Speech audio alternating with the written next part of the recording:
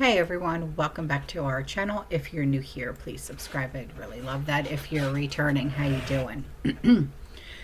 um, I saw this really weird post and I'm like, interesting. So you see this, it says, here's a rabbit hole for you. The Jewish prophet, the Christian Messiah, and the Muslim prophet all appeared during the Grand Solar Minima. The elites who are building doomsday bunkers expect the grand solar minimum to begin between 2030 and 2040. So I'm like, all right, time to dig. And I'm like, this is something that I just don't know about. I mean, this is going to be something that's going to be really hard to try and figure out.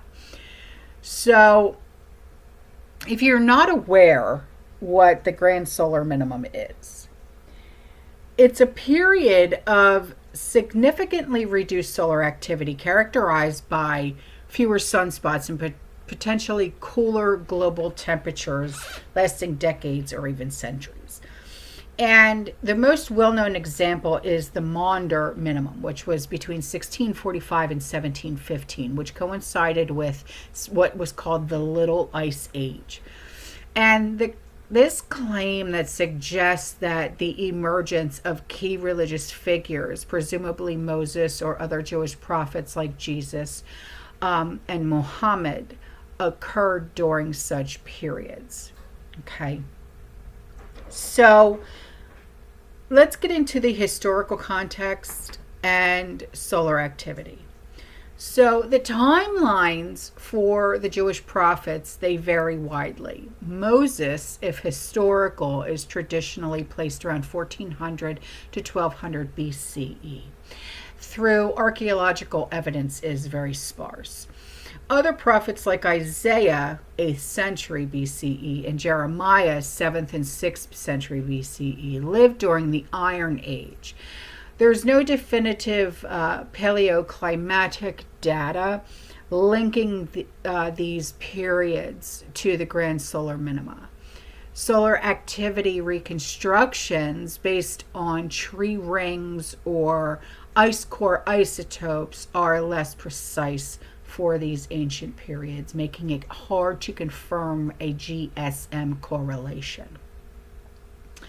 Now, Jesus of Nazareth lived around 4 BCE, 30 to 33 years of age. The period falls within the Roman warm period, a time of relatively stable and warm climate, not a known GSM. Some studies suggest minor solar minima around this time, but nothing on the scale of a grand solar minimum like the Maunder minimum. For example, solar activity reconstructions from 14C records don't indicate a significant minimum during this era. So when it comes to Muhammad, he lived about 570 to 632 CE during the early medieval period. This era overlaps the late antique Little Ice Age, 536 to 660 CE, potentially triggered by volcanic eruptions rather than a GSM. Some researchers propose a solar minimum around this time, but it's not classified as a GSM in most solar reconstructions. So the analysis is this claim that these figures appeared during a GSM is not strongly supported by current scientific evidence. Solar activity data for these ancient periods is imprecise, and major GSMs like the Spore or between 1460 and 1550 or the Maunder minima occurred much later than the lifetime of these figures. And the connection may stem from a broader interpretation or environmental stress, like cooling periods, famines, and volcanic winters, influencing societal upheaval, which could foster the rise of prophetic or stress.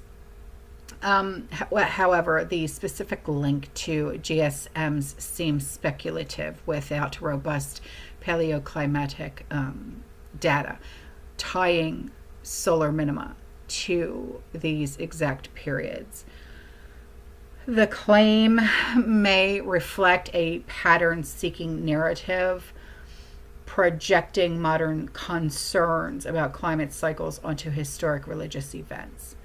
Now, the second part of this claim suggests that elites are preparing for a grand solar minimum between 2030 and 2040 by building doomsday bunkers, implying a belief that this period will bring catastrophic societal or environmental consequences. So, the predictions here. Scientists predict that the sun may enter a period of reduced activity in the coming decades, potentially resembling a Dalton minimum, which happened between 1790 and 1830, which was a less severe GSM than the Maunder minimum. And studies such as those by solar physicist Valentina Zarkova suggest a possible GSM around 2030 to 2040 due to solar dynamo patterns, which with a predicted 60% reduction in solar activity. This could lead to a slight global cooling, though not as extreme as the Little Ice Age. What would be the impact? Well, a GSM could reduce global temperatures, potentially affecting agriculture, food security, and energy demands. However, most scientists argue that the anthropogenic warming will likely outweigh any cooling from a GSM. The IPCC report, the 2021 report, suggests that even a severe GSM would only offset a small fraction of projected warming by 2050. So, doomsday bunkers and elite preparations. There's documents, evidence of wealthy individuals and groups investing in doomsday bunkers, particularly since the 2008 financial crises and heightened during the pandemic. And companies like Vivos and Rising S Company report increasing demand for luxury bunkers in the US, in New Zealand, and in Europe, costing about $35,000 to millions of dollars per unit. Now, these bunkers are marketed for protection against nuclear war, pandemics, or societal collapse, not specifically GSMs. High-profile people like Zuckerberg, Peter Thiel, they have been linked to such projects. Zuckerberg, he built one in Hawaii for like $270 million.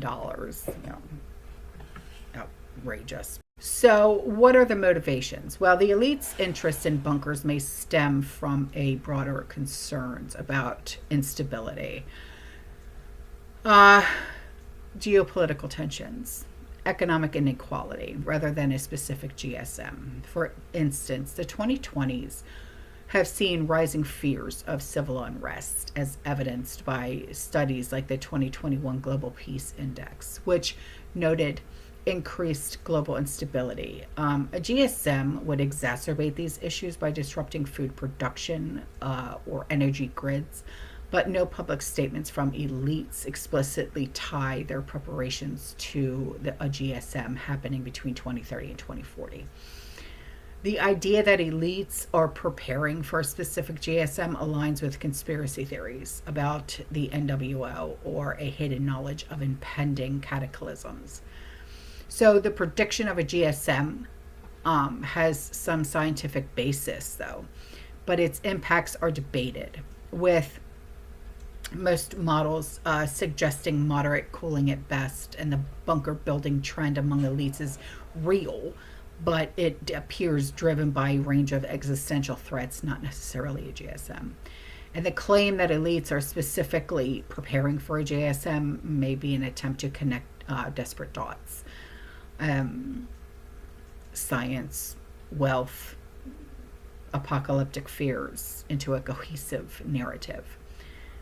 Now, when it comes to messianic expectations across Judaism, Christianity, and Islam. These figures are associated with times of crises, often environmental or social. For example, Jewish tradition expects a human Messiah to usher in a messianic age, while Christians and Muslims anticipate Jesus' second coming, or the Mahdi, to defeat a false Messiah and establish peace.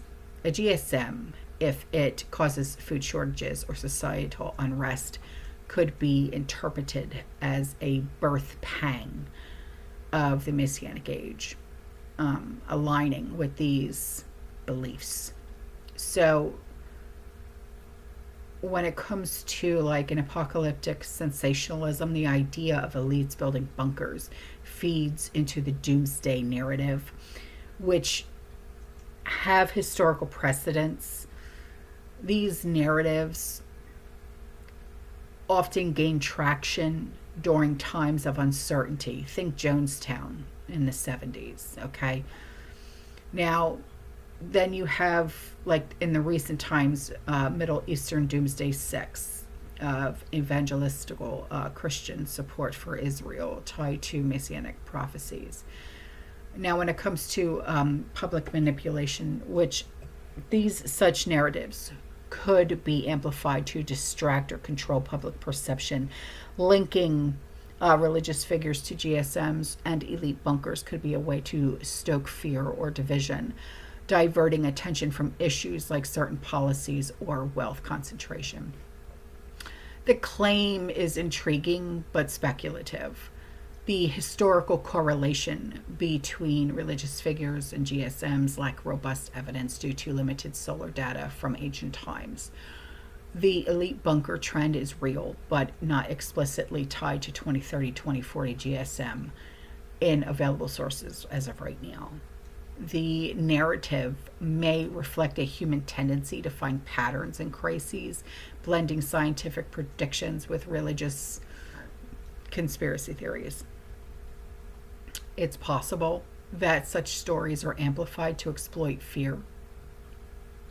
The idea that Jewish prophets, Jesus, Muhammad, emerged during the grand solar minima is not well supported by current scientific and historical data, though it taps into a broader pattern of crisis-driven religious movements.